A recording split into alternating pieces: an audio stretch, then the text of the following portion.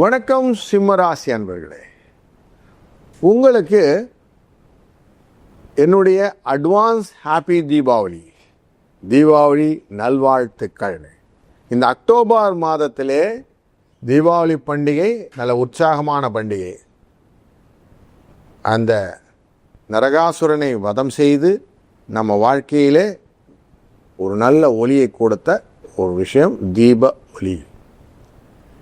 அப்படிப்பட்ட ஒரு தீபாவளியிலே உங்களுக்கு எப்படி ராசி அமையப்போகிறது, எப்படி உங்களுக்கு பலன் வரப்போகிறதுன்னு பார்க்க போகிறோம். இந்த மாதத்திலே சில மாதக்கோள்களும் நல்ல மூமெண்ட்டை கொடுக்க போது, வருடக்கோளான குருவும் நல்ல மூமெண்ட்டை கொடுக்க போகிறார். அதனால் ரொம்ப முக்கியமான காட்சியை நான் பார்க்க போகிறோம். உங்கள் ராசியின் 2ஆம் இடம் அப்படிங்கிற குடும்பம் தன வாக்குஸ்தானத்தில் கன்னிராசிக்குள்ளே இருக்கக்கூடிய சூரியன் கூடவே புதனை வைத்து கொண்டிருக்கிறார். அந்த புதனானவர் ஆட்சி உச்சத்தில் உட்கார்ந்துருந்தார். அவர் இப்போது துலா ராசிக்குள்ள 3ஆம் தேதி போயிடுவார். 3ஆம் இடம் அப்படிங்கிறது அவருக்கு நல்ல இடமா அப்படின்னு பார்த்தீங்கன்னா, உங்கள் முயற்சியில் புத்தியின் தன்மைகளை கொஞ்சம் கரெக்டாக ஷார்ப்பாக வைக்கணும். கத்தியை தீட்டாதே புத்தியை தீட்டுன்னு வாங்க. புத்தியை கொஞ்சம் நல்லா ஷார்ப்பாக தீட்ட வேண்டிய நெசசிட்டி உண்டு. அப்படியே எடுத்தோன்னு கவுத்துறாதீங்க, ஜெயிக்க முடியாது. முயற்சிகளை நல்ல புத்திசாலித்தனமாக அணுக வேண்டும் அப்படிங்கிறது ஃபஸ்ட்டு காஷன். 10ஆம் தேதி அன்று சுக்கிர பகவான் உங்கள் ராசியிலிருந்து மூவாகிறார். அவர் இது வரைக்கும் கேதுவோடு சேர்ந்து உங்களோட ராசியில் உட்கார்ந்துருக்கிறாரு. அவர் கன்னி ராசிக்குள்ளே வந்துடுவார். அங்கே சூரியனும் சேர்ந்து இருக்கார். சூரியனும் சுக்கிரனும் உட்காந்துப்பாங்க. இந்த 2ஆம் இடம் அப்படிங்கிறது பண வரவை கொடுக்கும் கன்ஃபார்மாக. அதனால் கொஞ்சம் பயப்படாதீங்க. அது நீச்சகதியில் இருக்கும் அப்படிங்கிற ஒரு விஷயமும் உண்டு. ஆனாலும் பணம் வருவதற்கான வாய்ப்புகளை கன்ஃபார்மாக ஏற்படுத்தி விடுவார். அதனால் தைரியமாக பணம் வரும்னு சொல்லிடலாம்.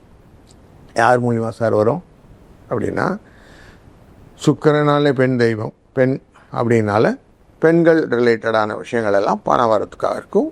அதனால் கொஞ்சம் நல்ல ஒரு ஃபினான்ஷியல் பொசிஷன் கொஞ்சம் பெட்டராக இருக்கும். மனதுக்கு பிடித்த மாதிரி பணம் வரும் அப்படின்னு எடுத்துக்கோங்க. அதான் கரெக்டான வார்த்தை. ரைட். 17ஆம் தேதி அன்னைக்கு ஐப்பசி மாதம் பிறக்குது. அப்போ துலா மாதம் பிறக்கிறதுனால சூரியன் துலா ராசிக்குள்ளே வந்துடுவார். இப்போ உங்கள் ராசியின் 3ஆம் இடத்துல வந்துட்டார். இது நாள் வரைக்கும் குடும்பத்தில் ரொம்ப குழப்பங்கள், மனசில் கவலைகள் போன மாதம் ஃபுல்லாக படுத்தி எடுத்தது. இப்போது அந்த படித்து புரிஞ்சு கொஞ்சம் பரவாயில்ல சார், இப்போ பாருங்கள் என் குடும்பம் பெட்டராக இருக்குது சார் அப்படின்னு சொல்ல போகிறீங்க. நல்லது நடக்கக்கூடிய நாள் வந்து விட்டது 17ஆம் தேதிக்கு.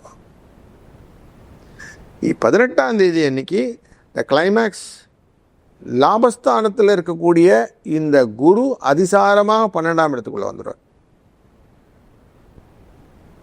இப்போ அதிசாரமாக உள்ளே வரும்போது, வேகமாக உள்ளே வரும்போது, இந்த கேஸ்ட்ரியாட்டிக் ப்ராப்ளம்னு சொல்லுவோம் இல்லையா, அந்த ப்ராப்ளம்லாம் வரும். வயிறு கோளாறுகள், கொஞ்சம் மருத்துவ செலவுகள், கேஸ்ட்ரோஎன்ட்ரோலஜி அப்படின்னு சொல்லக்கூடிய மருத்துவ கோளாறுகள் அது வரும்.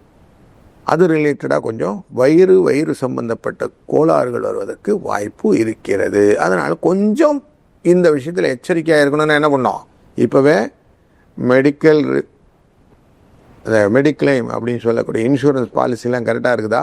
சப்போஸ் எதனா ஒன்று ஹாஸ்பிட்டலைஸ் 2 நாள் உட்கார வைக்க சொல்கிறாங்கன்னா நம்ம திருப்பி பணத்தை வாங்கிக்கிறவன் உஷாராக புத்தியை தீட்டிக்கணும். புரியுதுங்களா?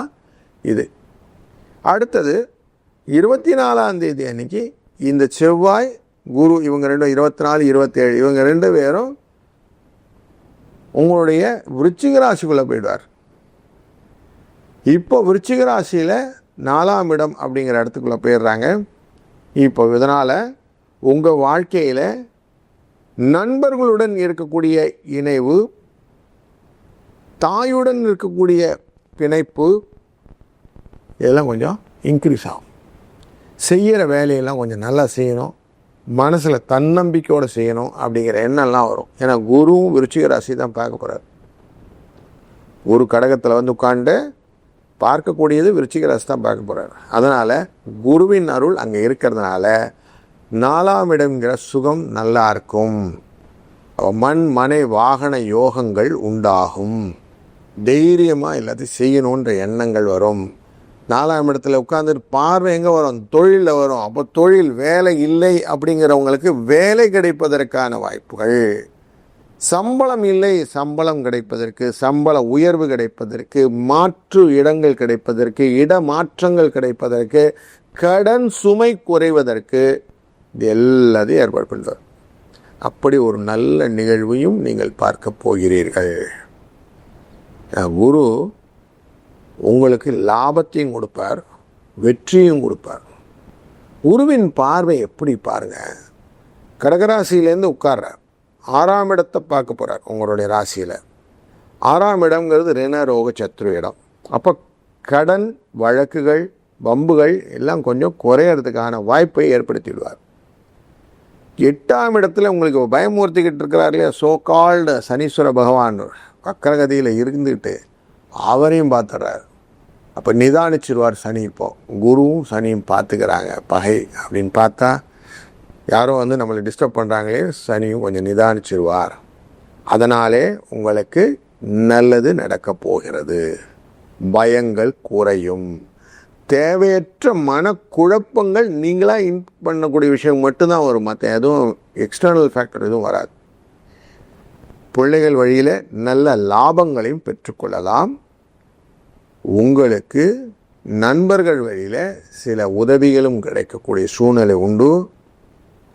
இளைய மற்றும் மூத்த சகோதரர்கள் உதவுவதற்கும் வாய்ப்புகள் இருக்குது. அப்படி நல்ல நல்ல விஷயங்கள் எல்லாம் இருப்பதனாலும் குலதெய்வ வழிபாடை செய்பவர்களுக்கு மேலும் சிறப்பான விஷயங்கள் எல்லாம் நடப்பதற்கான வாய்ப்புகளும் இந்த மாதத்திலே நிச்சயம் உண்டு. இந்த நீண்ட தூரம் பிரயாணம் செய்வது, லேட் நைட் வரைக்கும் மிரிச்சிட்டு இருக்குது, அது ரெண்டுத்தையும் இந்த மாதம் கொஞ்சம் அவாய்ட் பண்ணிடுது. அது ரெண்டும் வேண்டாம். அப்படின்னா இந்த மாதம் உங்களுக்கு கொஞ்சம் ரிலாக்ஸாக நல்லதாக எல்லா விஷயமும் செய்ய முடியும். ஆனால் நல்லது நடக்கும். நல்லதே நடக்கட்டும். வாழ்க வளத்துடன்.